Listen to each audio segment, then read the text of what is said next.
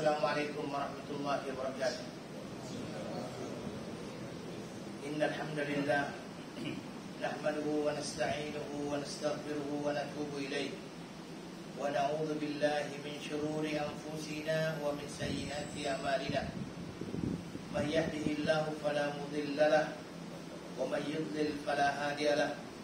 Asyhadu an la ilaha illallah wahdahu la syarika lahu شهادة تنجي قائلها من النار وأشهد أن محمدا عبده ورسوله اللهم صل وسلم على نبينا محمد وعلى آله وأصحابه ومن استنى بسنته إلى يوم الدين أما بعد ثم اعلموا أن أصدق الحديث كتاب الله وخير الهدي هدي محمد صلى الله عليه وسلم وشر الأمور محدثاتها فإن كل محدثة بدعة وكل بدعة ضلالة وكل ضلالة في النار.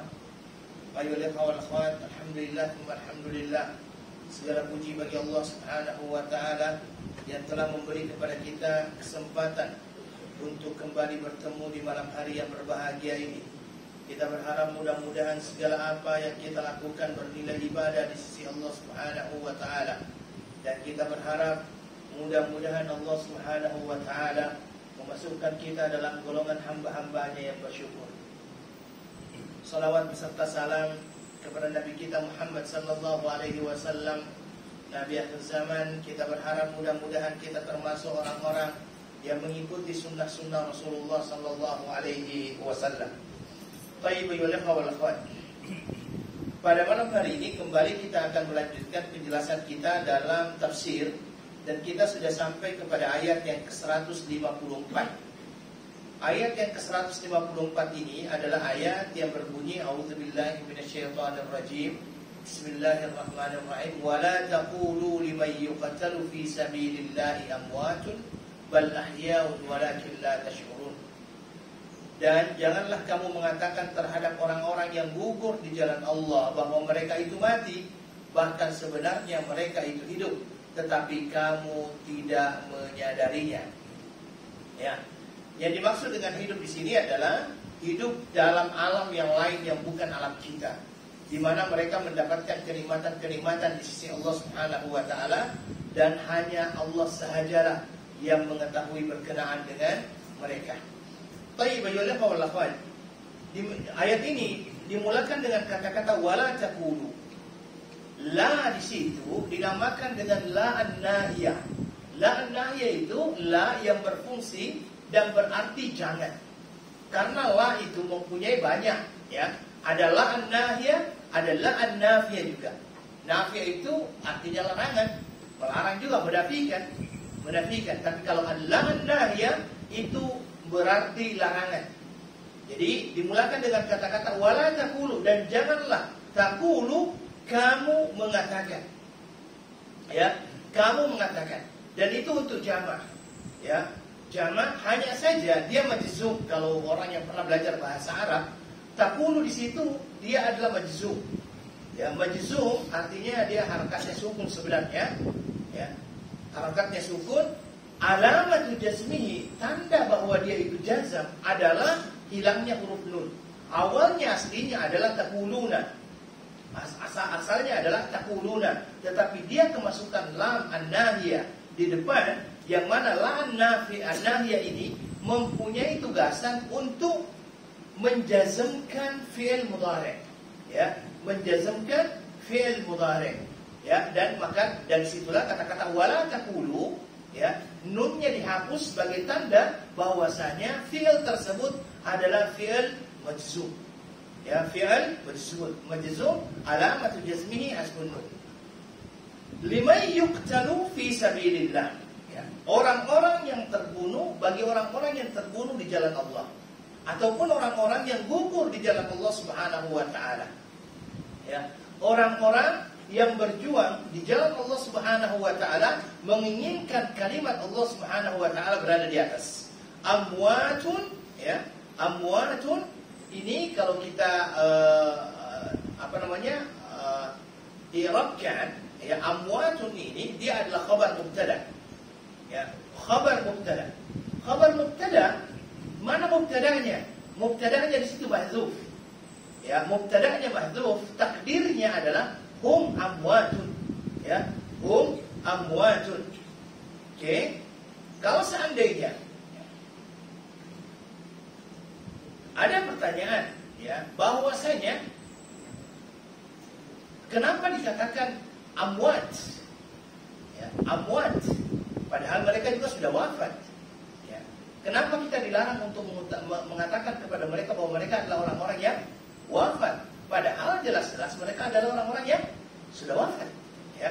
Maka jawabannya di sini adalah bahwasanya yang dimaksud dengan kematian di sini bukanlah kematian secara mutlak. Bukanlah kematian secara mutlak, yaitu berpisahnya ruh daripada jasad, ya.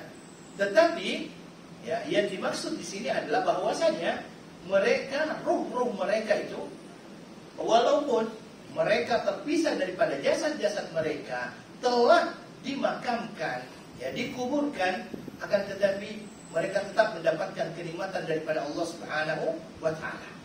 Makanya di dalam ayat ini dikatakan bal ahya ataupun bal hum ahya walakin la tashkurun, akan tetapi kalian tidak merasakan, tidak mengetahui bagaimana kehidupan mereka, karena kehidupan mereka ini adalah kehidupan barzakhiyah, ya, di barzakh, ghaibiyah, yang kita tidak mengetahui bagaimana hakikatnya. Dan Allah Subhanahu wa taala yang mengetahui itu semuanya. Kalaulah seandainya Allah Subhanahu wa taala tidak memberitahu kita, kita pun tidak pernah mengetahui hal tersebut, bahwa mereka tetap dalam keadaan hidup. Baik, ayyuhal ikhwah wal akhwat.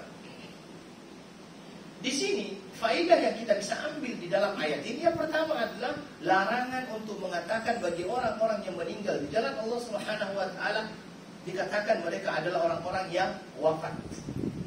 Ya, mati. Mati. Ya. Kenapa? Karena di dalam ayat ini larangan tersebut jelas nyata. Wala taqulu lima yuqtalu fi sabilillahi amwatun bal ahya walakin la tashkurun.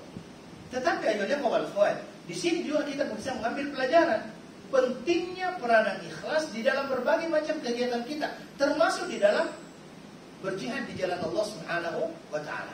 Orang-orang yang berjihad di jalan Allah Subhanahu wa taala ini perlu yang dinamakan dengan keikhlasan. Makanya ada kata-kata fi sabilillah, ya. Dan Nabi sallallahu alaihi wasallam pernah ditanya oleh sahabatnya, "Ya Rasulullah, kalau seandainya ada orang yang berperang karena dia adalah seorang pemberani, bagaimana kalau seandainya dia berperang karena dia mempertahankan nasabnya, mempertahankan kabilahnya, dan ada orang yang berperang karena ria, ya. Apakah mereka semuanya bisa dikategorikan sebagai orang-orang yang berjuang di jalan Allah?" Nabi sallallahu alaihi wasallam hanya memberikan jawaban, man qatala litakuna kalimatullahi al-ulya fa huwa fi sabilillah. Orang yang berjuang di jalan Allah semata-mata karena inginkan agar kalimat Allah berada di atas, mereka lah orang-orang yang berjalan di jalan Allah Subhanahu wa taala tersebut. Maka ayolah ikhwan, ketika Nabi Shallallahu Alaihi Wasallam sudah wafat, maka kita pun sudah tidak mampu, tidak boleh lagi untuk memastikan seseorang itu syahid atau bukan. Ya, karena biasanya kan ada orang yang misalnya wafat, kemudian kita pastikan ini pasti syahid ini. Tidak boleh. Ya, para ulama mengatakan tidak boleh seseorang memastikan syahid kalau bukan dari Allah dan bukan daripada Rasulullah Shallallahu Alaihi Wasallam, karena kita tidak tahu bagaimana akhir daripada kehidupan orang tersebut. Ya, tidak boleh kita pastikan, tetapi kita hanya boleh mengatakan semoga dia mati syahid. Kalau seandainya memang nampak, kalau seandainya apa yang dia lakukan itu betul-betul karena Allah Subhanahu wa taala. Ya.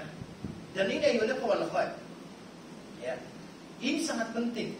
Karena jangan sampai kita terlalu mudah untuk memvonis seseorang itu mati syahid. Oh, dia pasti syahid ini. Tidak. Terkadang kita tidak tahu bagaimana akhir daripada orang tersebut. Ya. Makanya Nabi Sallallahu Alaihi Wasallam, ya, Nabi Sallallahu Alaihi Wasallam pernah dikasih tahu kepada beliau, orang ini mati syahid ya Rasulullah, karena dia adalah orang yang sudah berjuang di jalan Allah Subhanahu Wa Taala. Ketika Nabi Sallallahu Alaihi Wasallam melihatnya, Nabi mengatakan, la bal huwa finnar, tidak, tetapi dia berada di neraka. Itu Nabi Sallallahu Alaihi Wasallam sampaikan. Kemudian setelah itu akhirnya dicoba untuk mengetahui kenapa Nabi Shallallahu Alaihi Wasallam mengatakan dia berada di neraka. Nabi Shallallahu Alaihi Wasallam setelah itu menjelaskan bahwa orang ini ketika dia sudah terjatuh, ya, dia akhirnya bunuh diri, dia ambil pedangnya sendiri, dia tusuk dirinya, kemudian akhirnya dia mati karena itu. Ya, Nabi Shallallahu Alaihi Wasallam jelaskan demikian. Ya, makanya dia berperang bukan karena Allah Subhanahu Wa Taala, tapi dia berperang ya, karena ingin dianggap sebagai seorang yang jago, ya, sebagai seorang yang pemberani. Itulah Rasulullah Shallallahu Alaihi Wasallam mengatakan demikian. Makanya kalau seandainya setelah wafatnya Nabi Shallallahu Alaihi Wasallam, kita sudah tidak bisa lagi untuk memastikan orang itu syahid atau tidak. Kita hanya bisa mengatakan semoga ya dia mati syahid. Kemudian juga yang diambil daripada ayat ini adalah apa? Di sini dijelaskan bahwa sesungguhnya para syuhada itu adalah orang-orang yang mempunyai kehidupan setelah kewafatannya. Ya, mereka adalah orang-orang yang hidup. Tetapi mereka hidupnya di dalam alam barzakh dan kita tidak pernah tahu kecuali apa yang disampaikan oleh Allah Subhanahu wa taala. Bahkan kehidupan mereka di barzakh itu dengan kenikmatan-kenikmatan yang Allah berikan kepada mereka, ya, jauh lebih besar dari apa yang mereka dapatkan ketika di dunia. Ya. Tetapi kita tidak pernah tahu bagaimana. Makanya kalau seandainya ada orang yang bertanya, katanya orang-orang yang meninggal dalam mati syahid ini mendapatkan rezeki dari Allah Subhanahu Wa Taala. Bagaimana? Kita pun tidak pernah mengetahui bagaimananya karena sesungguhnya Allah juga tidak memberitahu kepada kita. Nabi hanya mengabarkan bahwasanya mereka tetap mendapatkan rezeki daripada Allah Subhanahu Wa Taala. Kemudian ayudah fawalfat. Ya, di sini juga kita mendapatkan satu pembelajaran berkenaan dengan kehidupan di alam barzakh. Kehidupan di alam barzakh. Kenapa? Karena banyak juga orang-orang yang ingkar sunnah itu mengingkari adanya kehidupan barzakh. Dan mereka mengatakan bahwa sesungguhnya berkenaan dengan alam barzakh ini hadisnya adalah hadis ahad. Ya, hadis ahad. Tahu perbedaan antara hadis ahad dengan yang satu lagi mutawatir namanya ya. Ya. Jadi kalau yang dinamakan dengan hadis mutawatir itu perawinya banyak. Ya, perawinya banyak. Bahkan berkenaan dengan banyaknya itu para ulama pun berbeda pendapat. Ada yang mengatakan paling sedikit 4 perawinya dari sahabat. Ada yang mengatakan 5, ada yang mengatakan 10, ada yang mengatakan 20, ada yang mengatakan 30, ada yang mengatakan 70, ada yang mengatakan 310. Berbeda-beda berkenaan dengan hadis mutawatir ini. Ya. Satunya lagi dinamakan dengan hadis ahad. Nanti hadis ahad itu terbagi menjadi 3. Ada yang dinamakan dengan gharib, ada yang dinamakan dengan masyhur, dan yang terakhir al-aziz, dengan yang terakhir dinamakan dengan masyhur ataupun al-mustafid. Ya. Hadis gharib itu adalah hadis yang hanya diriwayatkan oleh satu orang sahabat. Jadi Nabi ketika menyebutkan ataupun menyampaikan hadis itu hanya satu orang sahabat yang mendengarkannya. Contohnya hadis apa? Contohnya hadis innamal a'malu binniyat wa innamal likulli imri'in ma nawa. Hadis ini hanya diambil oleh Umar bin Khattab radhiyallahu anhu. Kemudian dari Umar bin Khattab diambil satu orang juga, Al-Qamah bin Abi Waqqas Al-Laitsi. Kemudian setelahnya juga diambil oleh satu orang. Begitu seterusnya. Termasuk di dalam hal ini memang ada satu hadis berkenaan dengan azab kubur itu yang diriwayatkan oleh satu orang, sehingga dia masuk dalam kategori hadis ahad. Karena disampaikan oleh Al-Abbas, yang mana Nabi Shallallahu Alaihi Wasallam ketika melalui 2 kubur itu, Nabi Shallallahu Alaihi Wasallam berhenti, kemudian ditanya, kenapa? Kata Nabi Shallallahu Alaihi Wasallam, saya mendengar ada 2 orang yang diazab di dalam kuburnya. Wa ma yu'adzabani fi kabir. Ya, dan sesungguhnya dia diazab bukanlah dikarenakan dosa besar menurut manusia. Bala innahuma yu'adzabani fi kabir, tetapi menurut Allah itu adalah dosa besar. Yang pertama kata Nabi sallallahu alaihi wasallam, ammal awwal fa innahu yamshi bin nawimah wa amma tsani fa innahu la yatanazzahu min bawli. Yang pertama itu adalah orang yang senantiasa menyebarkan permusuhan. Ya, yang kedua itu adalah dia tidak bersuci setelah dia kencing. Ya. Ini hadis memang hadis ahad. Diriwayatkan daripada satu orang, karena memang hanya satu sahabat yang mendengarkan pada saat itu, yang bersama dengan Nabi Shallallahu Alaihi Wasallam. Sehingga orang-orang yang menolak hadis ahad ini berpendapat karena dia adalah hadis ahad, la yufidul yakin, ya, lakin yufidul dhan saja. Kemudian akhirnya mereka menolak hanya dikarenakan hadis tersebut. Padahal banyak hadis-hadis, bahkan ayat, salah satunya ayat ini yang menjelaskan bahwa ada kehidupan barzakh. Jelas, wala taqulu liman yuqtalu fi sabilillah amwatun bal ahya. Ya, kata-kata bal ahya itu menunjukkan, ya, itu menunjukkan bahwa sesungguhnya mereka dalam keadaan hidup, dihidupkan di alam barzakh. Dan dari hadis yang panjang, Nabi Shallallahu Alaihi Wasallam pernah menjelaskan kepada kita bahwasanya ketika seseorang itu sudah dikuburkan, raddallahu ruhahu, maka Allah Subhanahu wa taala akan mengembalikan kepadanya ruhnya. Wajahu malakan. Kemudian setelah itu datanglah dua malaikat yang biasanya kita kenal dengan Munkar wa Nakir, yas'alanihi an rabbihi wa dinihi wa nabiyhi, bertanya kepadanya berkenaan dengan man rabbuka, siapa Tuhanmu, madinuka, apa madinuka, apa agamamu, man nabiyuka, siapa nabimu. Ini satu-satunya soalan dalam exam yang sudah diberitahu jawabannya sebelum dilalui. Tapi masih banyak orang yang tak mampu untuk menjawab. Ya. Ini kan sudah dikasih tahu kan, man rabbuka, sudah diberitahu, ini jawabannya ini. Ya, bahkan kadang-kadang ada orang yang setelah dikuburkan pun di atas masih diajar lagi. Nanti kalau seandainya ada dua malaikat datang kepadamu bertanya, siapa Tuhanmu, maka jawablah. Biasanya kan seperti itu. Ya. Tetapi bukan seperti itu yang akhirnya bisa menjadikan dia menjawab. Karena di dalam Al-Quran dikatakan, yuthabbitullahu alladhina amanu bil qawli tsabiti fil hayatid dunya. Allah yang akan memberikan kepada mereka kemampuan untuk memberikan jawaban-jawaban tersebut. Walaupun tidak pernah diajarkan sebelumnya di dunia, tetapi ketika dia mempunyai keimanan kepada Allah Subhanahu wa taala, datang dua malaikat tersebut yang mampu untuk memberikan jawaban, karena Allah yang memberikan jawaban itu kepadanya. Makanya Nabi Shallallahu Alaihi Wasallam selepas menguburkan, biasanya Nabi Shallallahu Alaihi Wasallam itu duduk dan berkata kepada sahabat-sahabatnya, is'alu li akhikum at-tathbit fa innahu la yus'al. Ya, mintalah kepada Allah agar saudaramu ini diberikan keteguhan di atas imannya. Fa innahu la yus'al, karena sesungguhnya dia sekarang sedang ditanya. Dan ini menunjukkan tentang adanya kehidupan kubur. Kemudian yang selanjutnya adalah apa? Ini juga memberikan kepada kita satu pembelajaran akan adanya yang dinamakan dengan kenikmatan kubur. Jadi ada kehidupan kubur, ada kenikmatan kubur, ya. Ada kenikmatan kubur. Kenikmatan kubur itu bisa kita ambil dari mana? Dalam Al-Quran tadi dikatakan bal ahya. Di dalam ayat yang lainnya dikatakan inda rabbihim yurzaqun. Di sisi Tuhannya mereka mendapatkan yang namanya rezeki.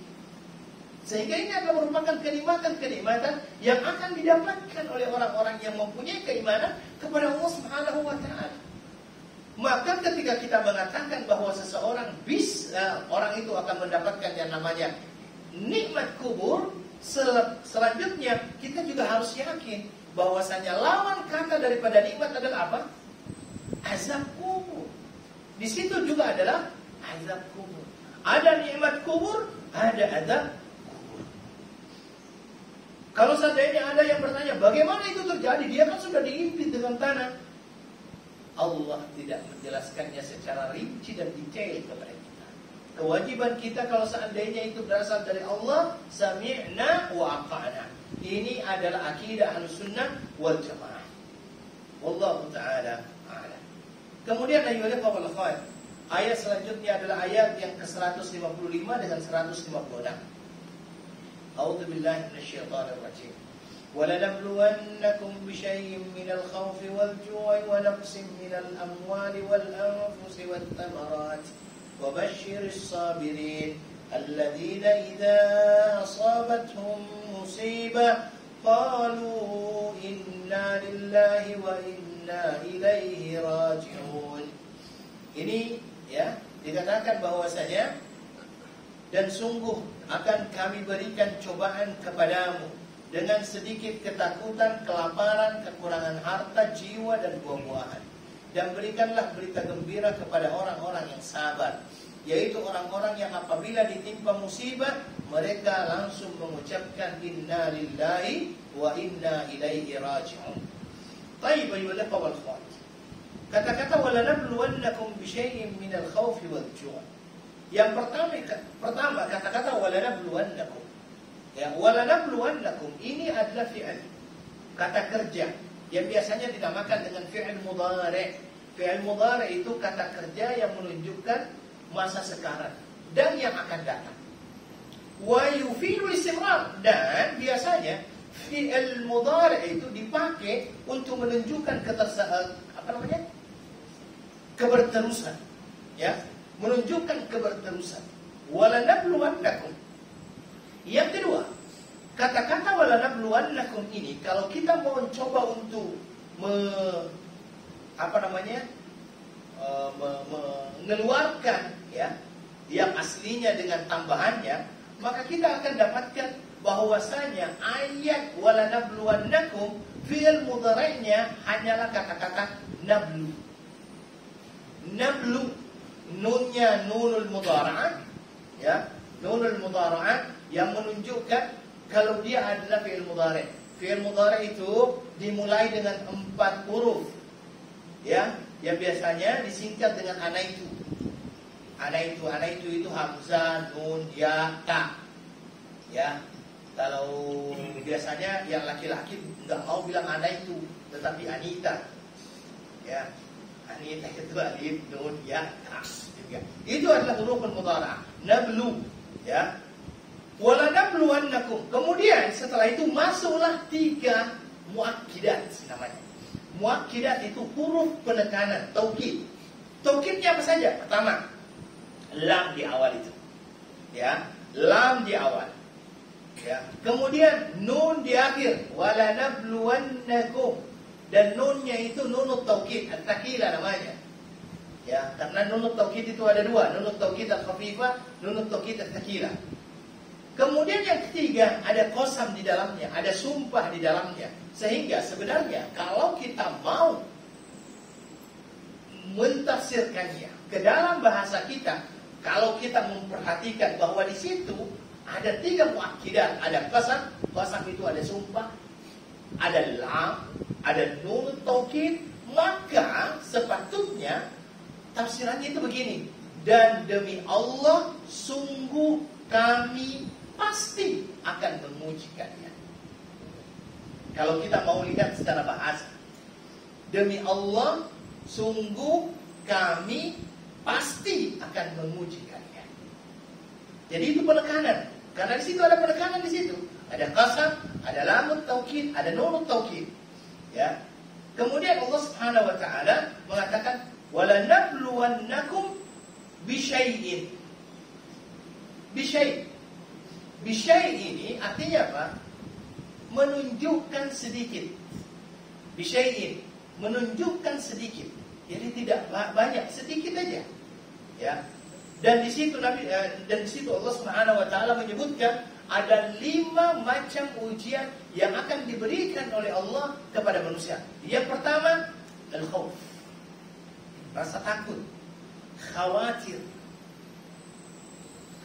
Takut, khawatir. Dan itulah yang menjadi ketakutan kita.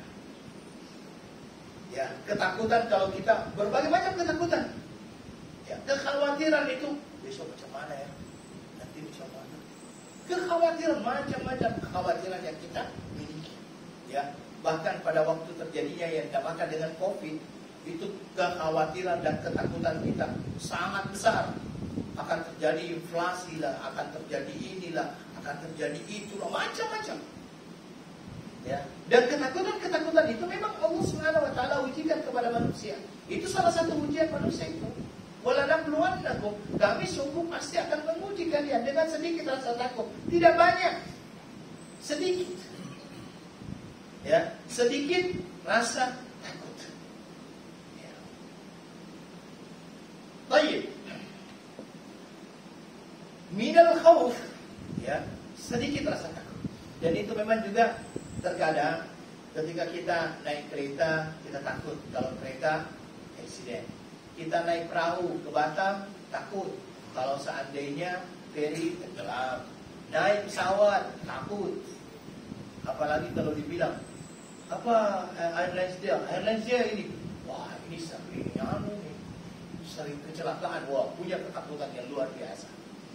Ya, seolah-olah kita itu tidak mempunyai namanya rasa tawakal kepada Allah Subhanahu wa taala. Saya kadang-kadang berpikir, wallahu a'lam, saya kadang-kadang berpikir ketakutan yang berlebihan naik pesawat dengan pesawat-pesawat tertentu. Ya kan? Pesawat-pesawat tertentu ya. Bukan sebelum pesawat kalau pesawat ini janganlah. Ya, kan? Itu seolah-olah sudah masuk sedikit dalam unsur-unsur kesyirikan. Karena sudah melebihi rasa takutnya daripada tawakalnya kepada Allah Subhanahu wa taala. Ya. Sudahlah, saya kira pilotnya pun tidak ada yang mau celakakan. Bisyai minal khauf. Kemudian walju'. Walju' ini kelaparan. Ya. Kelaparan itu bukan hanya masalah tidak adanya makanan. Itu salah satu sebab.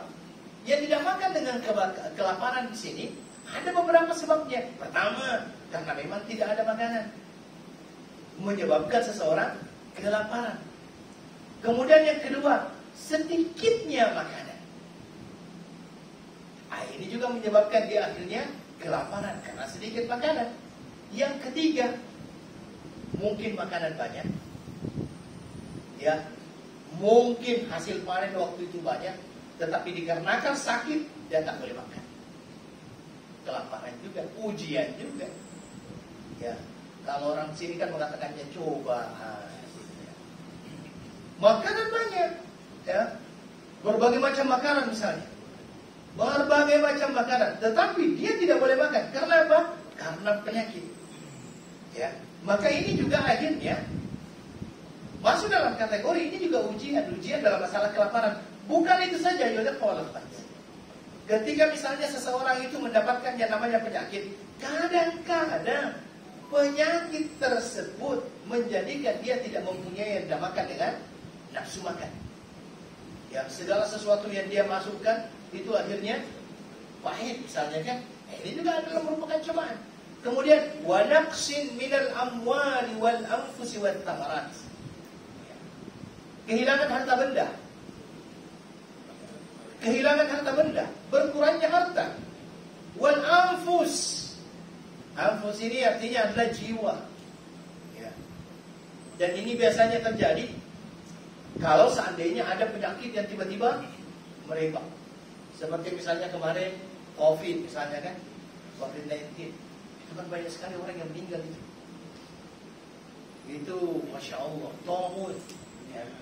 Dan masa sekarang itu, masa saat ini, di masa menjelang kiamat itu, yang dinamakan dengan kematian, semakin hari semakin mudah orang mati. Ya, pesawat jatuh langsung meninggal berapa? 200-300 orang. Tenggelam sekian yang meninggal. Di zaman Nabi tidak. Eksiden onta dengan onta, mungkin mati mungkin tidak kan. Bandingkan waktu itu yang terjadi adalah peperangan. Tidak seperti sekarang. Kalau sekarang Masya Allah, ya. Kalau sekarang subhanallah sedikit terjadi langsung. Makanya kematian. Wa naqsin minal amwali wal anfusi wat thamarat. Thamarat. Buah-buahan. Ya. Buah-buahan. Buah-buahan banyak yang rusak apa semuanya. Ini semuanya adalah merupakan bentuk ujian yang Allah Subhanahu wa taala ujikan kepada kita. Tetapi setelah itu Allah Subhanahu wa taala memberikan kabar gembira. Untuk siapa? Wa basyiris sabirin. Berikan kabar gembira kepada orang-orang yang bersabar. Orang sabar itu apa sih? Apa yang dinamakan dengan sabar? Sabar itu adalah habsun nafs. Menahan diri dari sesuatu yang tidak diridhoi oleh Allah Subhanahu wa taala. Itu adalah sabar. Menahan diri dari sesuatu yang tidak diridhoi oleh Allah Subhanahu wa taala. Itu orang sabar. Dan sangat sedikit orang-orang yang sabar itu. Bahkan di zaman Nabi Shallallahu Alaihi Wasallam ada orang yang ketika dia misalnya, ketika dia kehilangan seseorang ataupun meninggal salah satu keluarganya, Allah alam waktu itu apakah siapa yang meninggal, dia menangis di tepi kuburan itu, dia menangis, seorang wanita menangis. Kemudian setelah itu akhirnya Nabi Shallallahu Alaihi Wasallam datangi dia, menyuruh dia untuk bersabar. Wanita ini tidak tahu kalau yang datang itu Nabi Shallallahu Alaihi Wasallam. Dia langsung berkata apa? Ilaika anni, pergi. Ya, dia usir Nabi Shallallahu Alaihi Wasallam. Dia mengatakan pergi. Engkau tidak merasakan apa yang saya rasakan. Nabi Shallallahu Alaihi Wasallam juga langsung akhirnya keluar pergi. Karena Nabi Shallallahu Alaihi Wasallam pergi, sahabat-sahabat yang lainnya itu langsung mendatangi wanita itu. Sahabat itu berkata, tahu tidak yang datang kepada kamu, berikan kepada kamu nasihat itu siapa? Kata dia, saya tidak tahu. Itu adalah Rasulullah, Nabi yang datang kepadamu. Akhirnya wanita ini merasa bersalah, dia datang kepada Nabi Shallallahu Alaihi Wasallam meminta maaf. Kemudian Nabi Shallallahu Alaihi Wasallam mengatakan, innamas sabru fis sadbatil ula. Sesungguhnya sabar seseorang itu dinilai dari kejadian pertama. Maka ketika seseorang misalnya mendapatkan berita tentang kematian seseorang daripada ahli keluarganya, lihat bersabar atau tidaknya itu dilihat dari awal. Ketika dikatakan fulan meninggal, keluargamu meninggal, ketika dia langsung mengucapkan inna lillahi wa inna ilaihi raji'un, tidak ada satupun aktivitas lain kecuali mengucapkan inna lillahi wa inna ilaihi raji'un, insyaallah orang itu orang sabar. Tetapi ketika seandainya misalnya dikasih tahu fulan meninggal, wafat, kemudian setelah itu dia berteriak, menangis, atau bahkan kadang-kadang banyak yang melawan takdir karena dia mengatakan kenapa dia yang duluan yang dipanggil, kenapa bukan saya yang dipanggil. Kadang-kadang seperti itu tanpa dia sadari. Kemudian setelah beberapa saat kemudian dinasihati baru dia berkata, ya saya bersabar. Tetapi setelah berbagai macam gejolak yang muncul, maka itu kata Nabi, innamas sabru fis sadbatil ula, yang dilihat itu pertama kali ketika dia mendengarkan berita. Makanya di situ dikatakan wa basyiris sabirin, berikan kabar gembira kepada orang-orang yang bersabar. Siapa mereka? Alladzina idza asabatuhum musibah qalu inna lillahi wa inna ilaihi raji'un. Mereka adalah orang-orang yang apabila tertimpa musibah, mereka langsung berkata, sesungguhnya ini semuanya adalah milik Allah dan akan kembali kepada Allah. Inna lillahi wa inna ilaihi raji'un. Apa yang bisa kita ambil di sini? Pertama, semua hamba harus meyakini bahwa sesungguhnya kehidupan dia di dunia ini akan dipenuhi dengan berbagai macam ujian dan cobaan. Dan ujian dan cobaan ini jangan disalahartikan. Karena terkadang manusia melihat yang dinamakan dengan ujian dan cobaan itu hanya sekedar kalau seandainya dia kehilangan harta. Ketika dia misalnya kehilangan harta, Allah sedang menguji. Lagi banyak-banyaknya hartanya, tidak pun mengatakan itu ujian. Padahal itu juga menjadi ujian. Ashkuru am akfur, adakah saya bersyukur atau malah menjadi orang-orang yang kufur? Itu kan ujian juga. Liyabluwani ashkuru am akfur, untuk menguji saya apakah itu adalah merupakan bentuk kesyukuran atau itu adalah bentuk kekufuran. Maka segala macam bentuk kehidupan di dunia ini adalah merupakan ujian. Termasuk kalau seandainya kita mendapatkan yang dinamakan dengan kekayaan, itu juga adalah bagian daripada ujian. Ketika kita mendapatkan yang dinamakan dengan posisi, kedudukan, itu juga adalah bagian daripada ujian. Jadi jangan mengira bahwasanya ujian itu hanya sekedar kalau seandainya kita mendapatkan yang dinamakan dengan musibah. Dan ayat ini memberikan kepada kita kepastian bahwa sesungguhnya manusia akan mendapatkan yang dinamakan dengan ujian. Ya, ini yang pertama. Kemudian yang kedua, bahwasanya manusia di dalam menghadapi ujian ini, manusia terbagi menjadi dua. Ada orang-orang yang bersabar dan ada orang-orang yang tidak mampu untuk bersabar. Ya, makanya di dalam Al-Quran, di dalam hadis itu dikatakan, man radiya falahu ridha wa man sakhata falahu sukhut. Orang-orang yang ridha, maka dia akan mendapatkan keridhaan. Dan barang siapa yang marah ketika dia mendapatkan yang namanya musibah, maka dia akan mendapatkan kemarahan. Maka di sini ayuhal akhwat, para ulama menjelaskan kepada kita bahwa seseorang ketika berhadapan dengan yang dinamakan dengan musibah itu, dia terbagi menjadi 4. Yang pertama sekali, dia marah. Ya. Ketika dia mendapatkan yang dinamakan dengan musibah, maka dia marah. Dan ini adalah sesuatu yang dilarang oleh Allah Subhanahu wa taala, diharamkan. Bahkan termasuk daripada kabairul dzunub, dosa-dosa besar. Marahnya di sini bagaimana? Macam-macam. Ada di antara mereka kalau di zaman jahiliyah itu, ada yang memukul-mukul wajah mereka, ada yang mengoyak-ngoyakkan baju mereka. Ya, ada yang menangis sejadi-jadinya. Maka Nabi sallallahu alaihi wasallam itu mengatakan, "Laisa minna man darabal hudud wa syaqqal juyub wa da'a bid'awal jahiliyah."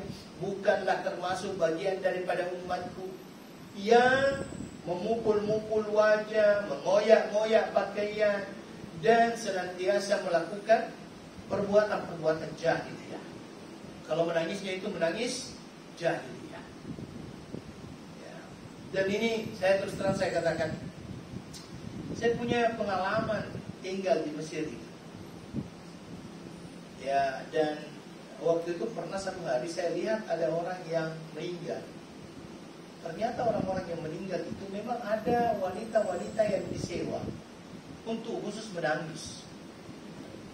Jadi dia Masya Allah berteriak bukan main. Ya, memukul-mukul wajahnya.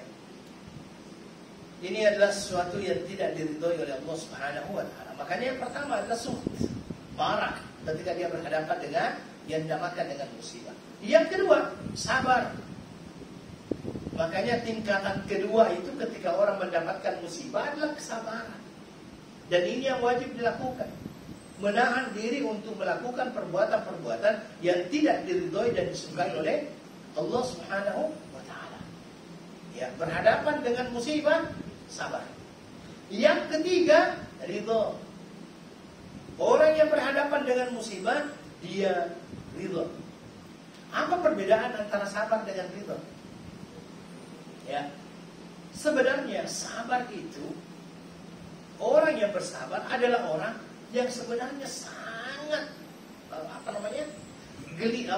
sangat menyakitkan hatinya, gelisah apa semuanya, itu orang yang sabar. Tetapi dia tidak mau ungkapkan itu, tidak mau nampakkan, walaupun hatinya sangat pedih di dalam itu.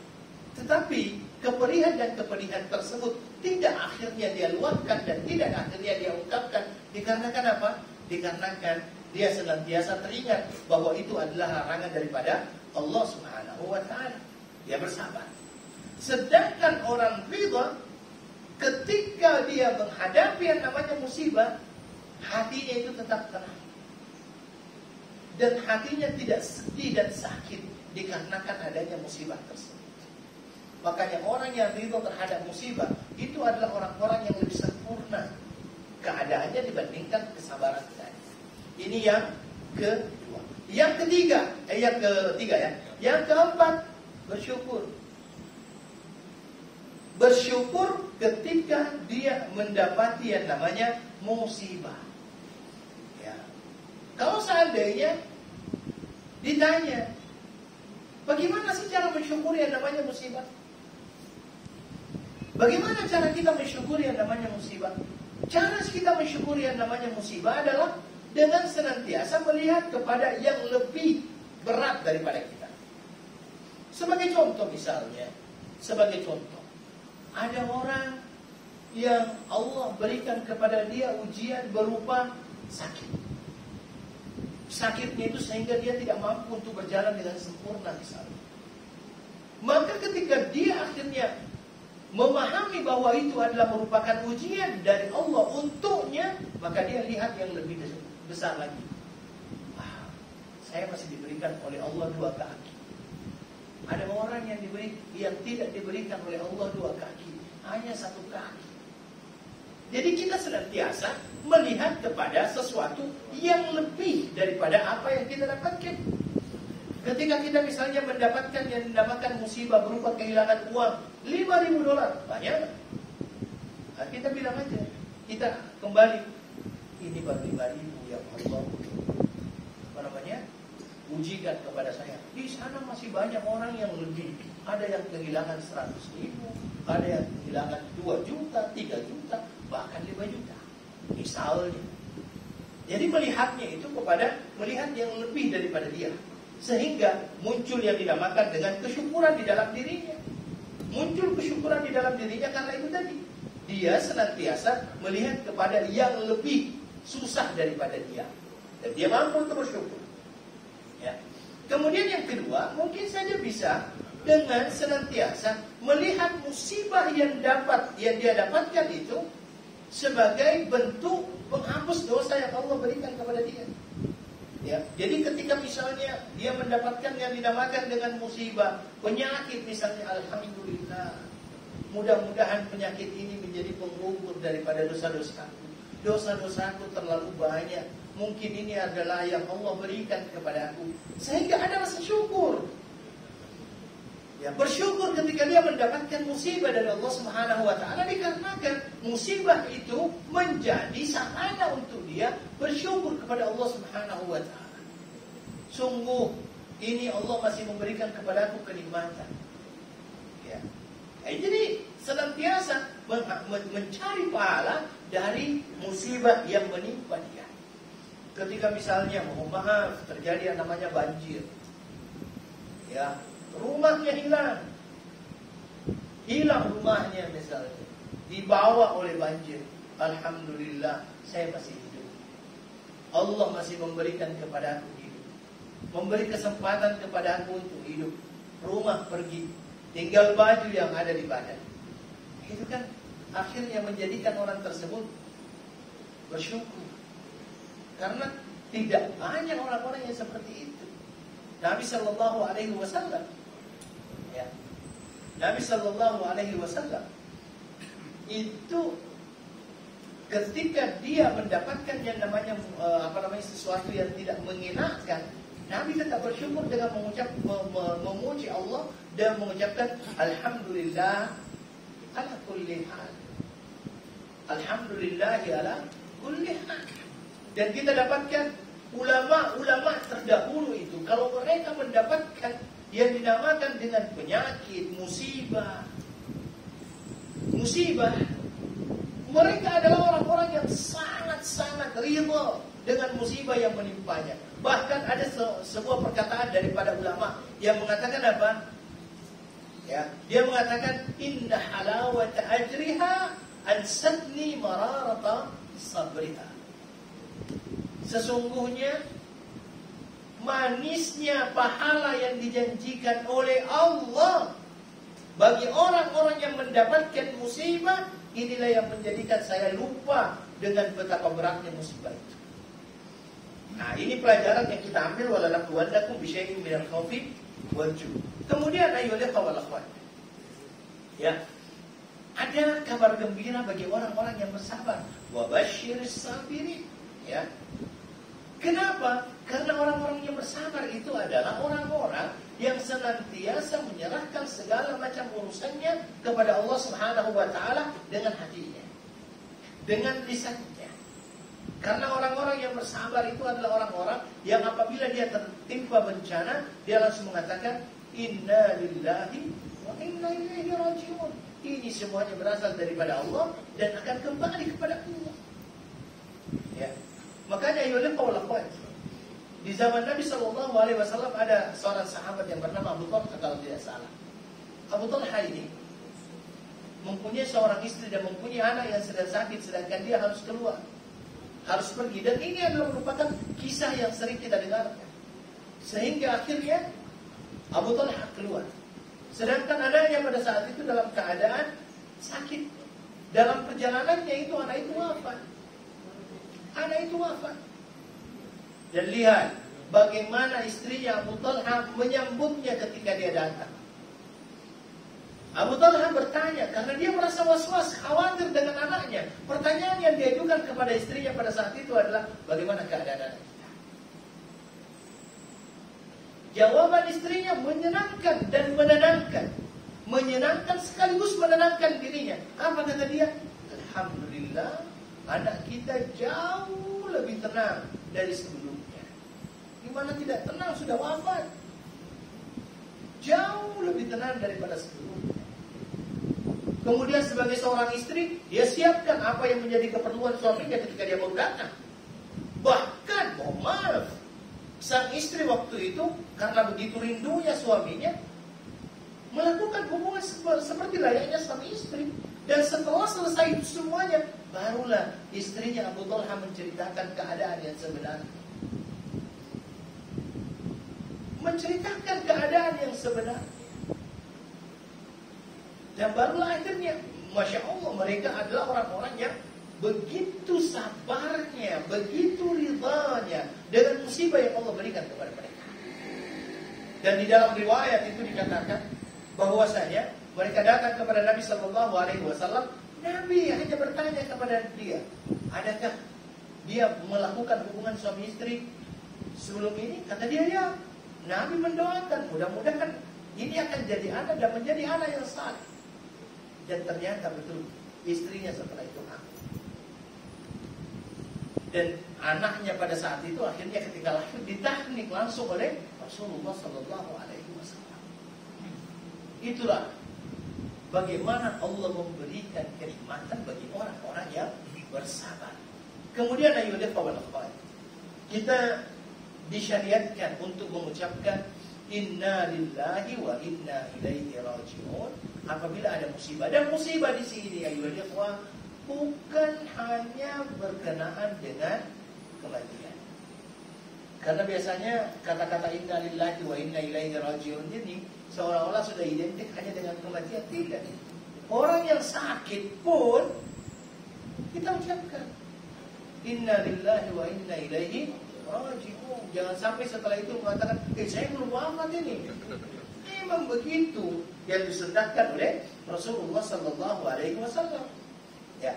Dalam sunnah Nabi Sallallahu Alaihi Wasallam, ya, itu ada tambahan, ya, di mana Nabi Sallallahu Alaihi Wasallam mengajarkan kepada kita. Setelah kita ucapkan inna lillahi wa inna ilaihi raji'un, ada tambahannya Allahumma ajurni fi musibati. Ya Allah, berikan kepadaku pahala dalam musibahku ini. Kemudian setelah itu dia melanjutkan lagi wakhlufli khairan minha. Dan ya Allah, gantikanlah saya yang lebih baik daripada itu. Ada kisahnya ini.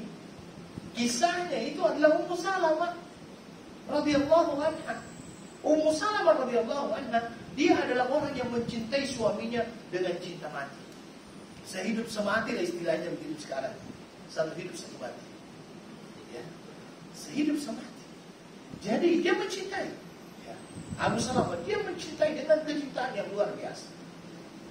Ketika Abu Salamah wafat, ya, maka Nabi Sallallahu Alaihi Wasallam mengajarkan dia doa ini.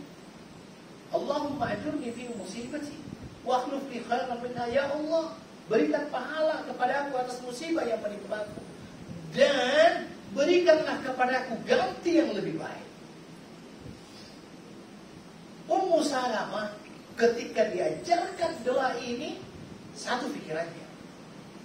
Pikirannya itu adalah sekarang ini siapa yang lebih baik daripada suamiku? Dia sangat cinta kepada suaminya. Sehingga dia berpikir, tidak ada orang yang lebih baik dibandingnya pada saat itu dari suaminya. Maka dia ketika diajarkan itu, dia bertanya. Dia mengatakan, siapa yang lebih baik daripada Abu Salamah? Tetapi dia senantiasa yakin bahwa apa yang disampaikan dan diajarkan oleh Nabi ini adalah sebuah perkataan yang benar.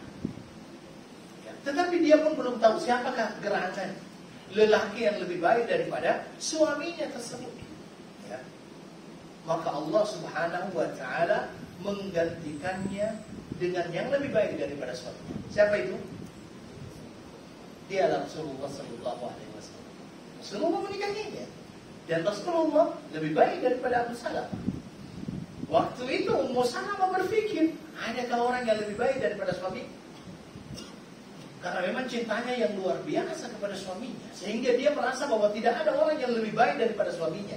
Tetapi Allah menggantikannya yang lebih baik, terbaik. Siapa dia?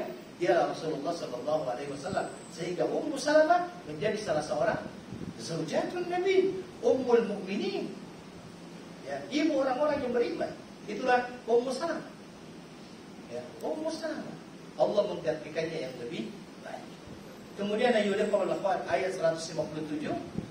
A'udzu billahi minasyaitonir rajim. Ulaika 'alaihim shalawatun min rabbihim wa rahmah wa ulaika humul muhtadun. Ya.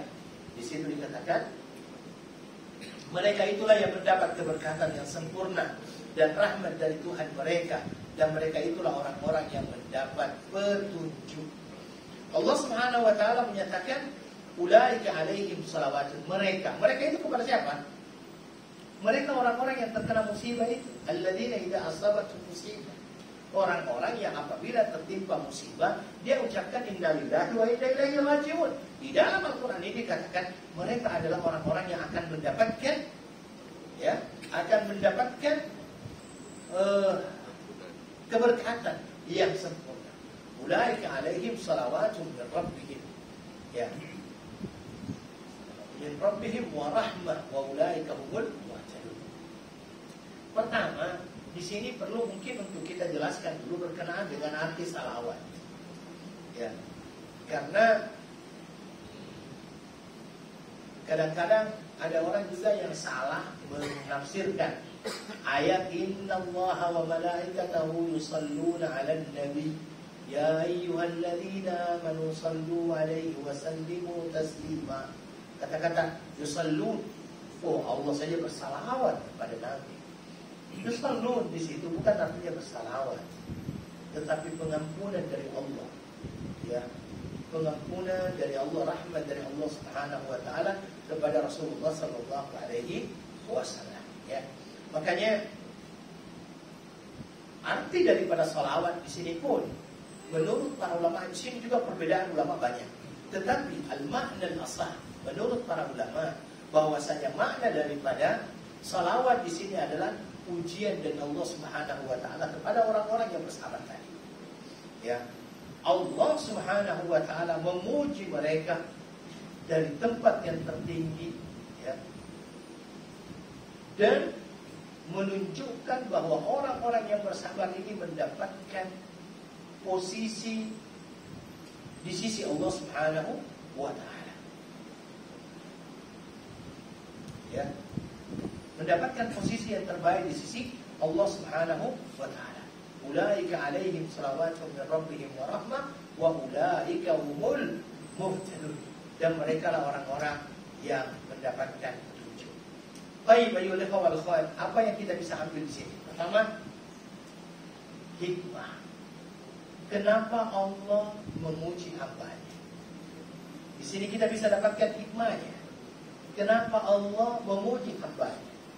Ya, seorang hamba yang diuji oleh Allah Subhanahu wa taala dan dia akhirnya mampu bersabar dengan ujian yang Allah berikan kepadanya, di situ dikatakan mereka akan mendapatkan pujian dari Allah Subhanahu wa taala. Dan ini adalah merupakan salah satu hikmahnya. Kemudian yang kedua, ya wal akhwat, kita juga bisa mendapatkan di sini satu penjelasan berkenaan besarnya pahala orang-orang yang bersabar. Ya. Itu dikatakan wabasyirus sabirin. Dan yang terakhir dikatakan orang-orang yang bersabar tersebut adalah orang-orang yang akan mendapatkan petunjuk dari Allah Subhanahu wa taala dari kesabaran yang mereka lakukan. Ya, mari kita belajar kepada sahabat, kepada Nabi, ya, yang senantiasa bersabar ketika beliau menghadapi yang namanya berbagai macam cabaran. Nabi bersabar.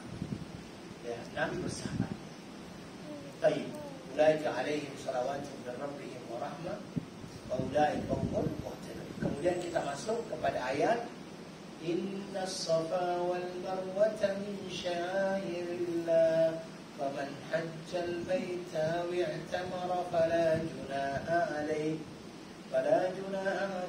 أن يطوف بهما ومن تطوع خيرا فإن الله شاكر عليم. طيب.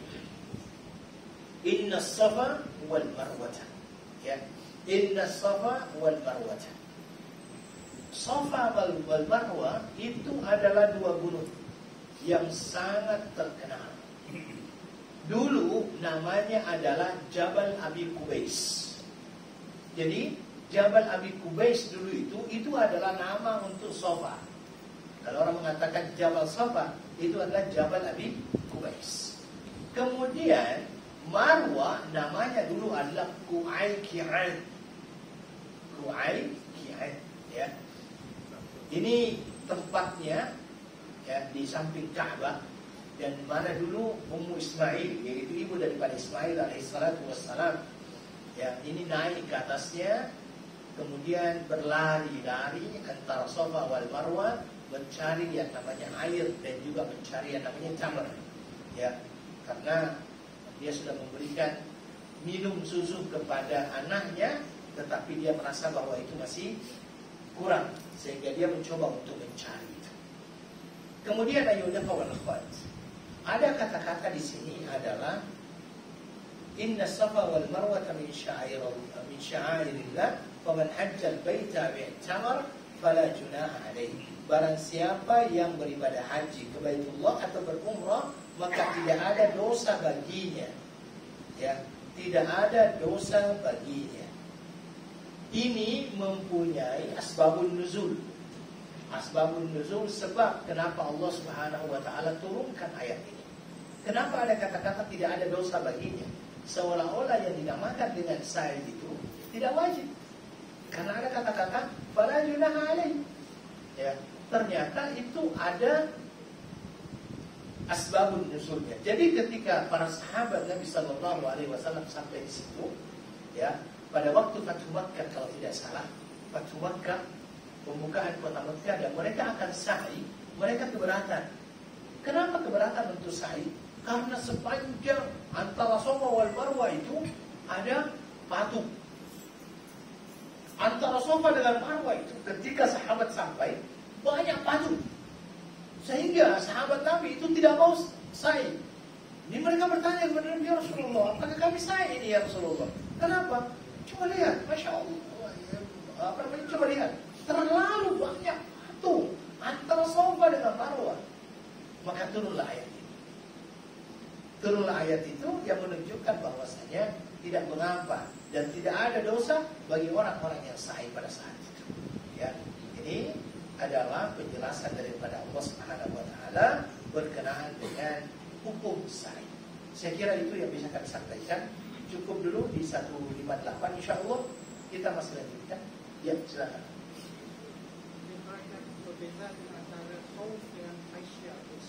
Oke. Baik, khauf dengan khasyah. Apa perbedaannya? Sama-sama artinya takut. Ya, sama-sama artinya takut. Tetapi di dalam Al-Quran, ketika Allah menjelaskan innama yakhsyallaha min ibadihi ulama'u, sesungguhnya orang yang takut kepada Allah dan golongan hamba-hambanya adalah para ulama. Dan ada kata-kata khauf. Apa perbedaan antara khauf dengan khasyah? Khasyah itu adalah rasa takut yang timbul karena adanya ilmu. Ya, ada ilmu, pengetahuan, muncul kata-kata khasyah. Ya, muncul kata-kata khasyah, takut dengan adanya ilmu itu. Tetapi kalau khauf itu biasanya rasa takut yang tidak ada sebab. Tidak ada sebab. Seperti misalnya tengah malam orang mau ke toilet takut. Nah, itu bukan khasyah, itu khauf. Karena tidak didasari dengan sebab. Tidak ada sebabnya, takut saja. Itu sebab, itu tanpa sebab. Tapi kalau khasyah itu ada dimulai dengan ilmunya sehingga muncul yang dinamakan dengan rasa takut. Wallahu ta'ala a'lam. Syukran jazakumullahu khairan. Saya akhiri dengan doa kafaratul majlis. Subhanakallahumma wa bihamdika asyhadu an la ilaha illa anta astaghfiruka wa atubu ilaik. Wa akhiru da'wana alhamdulillahi rabbil alamin. Wassalamu alaikum warahmatullahi wabarakatuh.